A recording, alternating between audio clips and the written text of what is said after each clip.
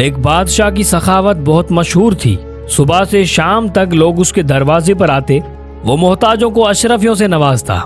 اس بادشاہ کی سخاوت کے انداز بھی کچھ عجیب تھے۔ ضرورت مندوں کے لیے دن مقرر تھے، کوئی شخص بھی اپنی باری کے علاوہ بادشاہ سے خیرات نہیں لے سکتا تھا۔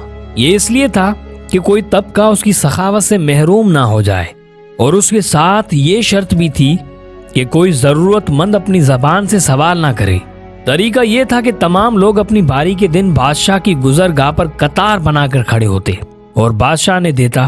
ایک دن فقیروں کی باری تھی۔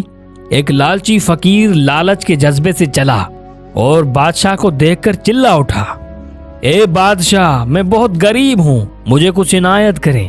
بادشاہ نے اپنے حسب معمول اسے کچھ عنایت کیا، مگر وہ فقیر مزید رویا، مگر بادشاہ نے اسے اور کچھ نہ دیا۔ لیکن اگلے دن وہی فقیر اپنے پیروں پر پٹیاں باندھ کر معذوروں کی صف میں جا بیٹھا۔ بادشاہ معذوروں میں مال تقسیم کرنے کے لیے آیا تو اس نے اس فقیر کو پہچان لیا۔ سب معذوروں کو کچھ نہ کچھ دیا، لیکن اسے کچھ بھی نہیں دیا۔ تیسرے دن فقیر نے اپنے چہرے پر کالا کپڑا لپیٹا اور اندھوں کی صف میں جا کھڑا ہو گیا۔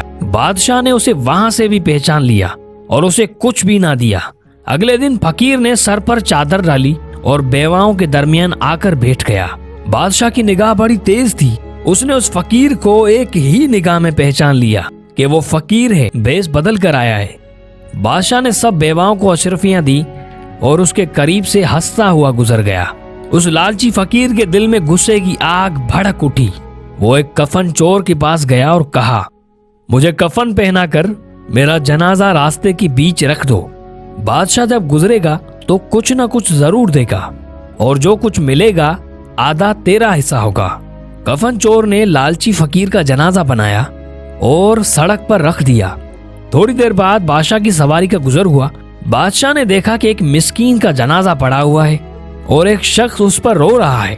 ترس کھا کر بادشاہ نے ایک اشرفیوں کی تھیلی میت کے اوپر پھینک دی۔